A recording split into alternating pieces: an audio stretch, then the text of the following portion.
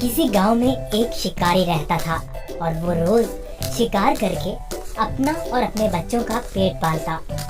एक मर्तबा ऐसा हुआ कि शिकारी जब शिकार करने जंगल की तरफ गया तो उसे आसमान में एक बहुत ही खूबसूरत और नायाब चिड़िया उड़ती नजर आई। चिड़िया को देखते ही शिकारी के मुंह में पानी आ गया और वो सोचने लगा कि अगर किसी तरह ये नायाब चिड़िया मेरे हाथ लग जाए तो इसे बाजार में महंगे दामों बेचकर खूब पैसे कमाऊंगा। ये सोचते ही शिकारी ने बड़ी चालाकी और होशियारी से शिकार के लिए जब अपना जाल बिछाया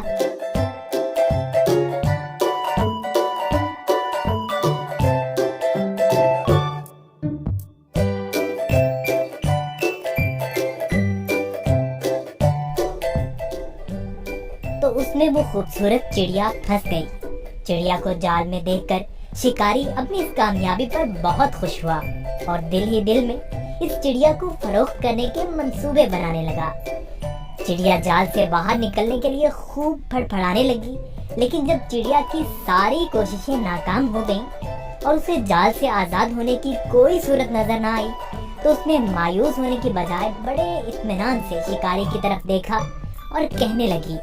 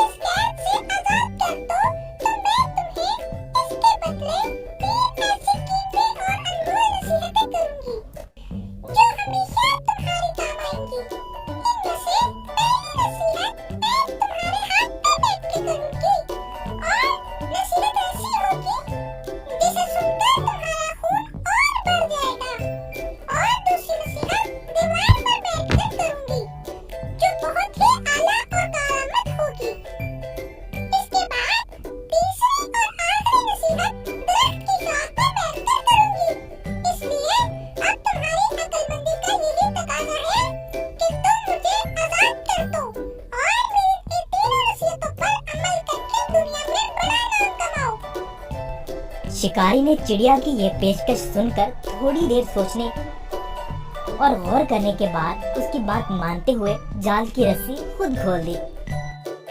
रस्सी खुलते ही चिड़िया उड़कर शिकारी के हाथ पर आ बैठी। पहली नसीहत करते हुए कहने लगी,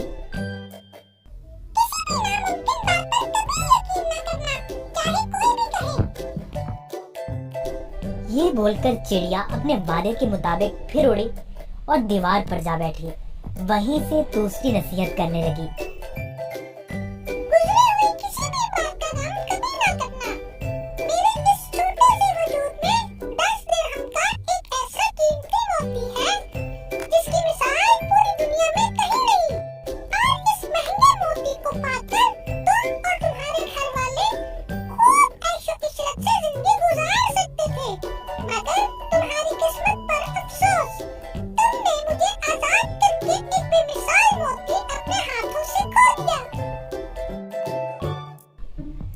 इतना सुनना ही था कि शिकारी जोर जोर से इस तरह रोने और चिल्लाने लगा जैसे उसका कोई अपना करीबी रिश्तेदार मर गया हो।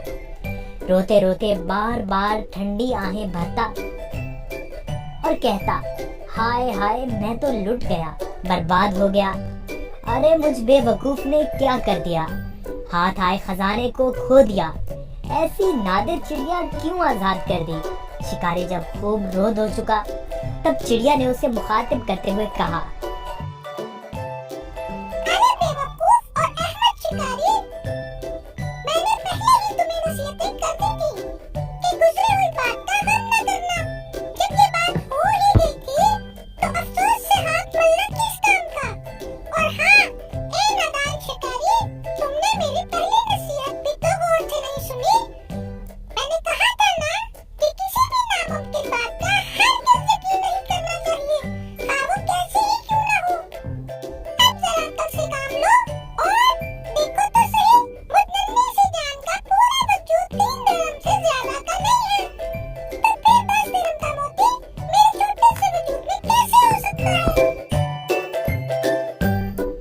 بے شک کہتی تم ٹھیک ہی ہو اے ننھی منی چڑیا، وہ تیسری نصیحت تو بتاتی جاؤ۔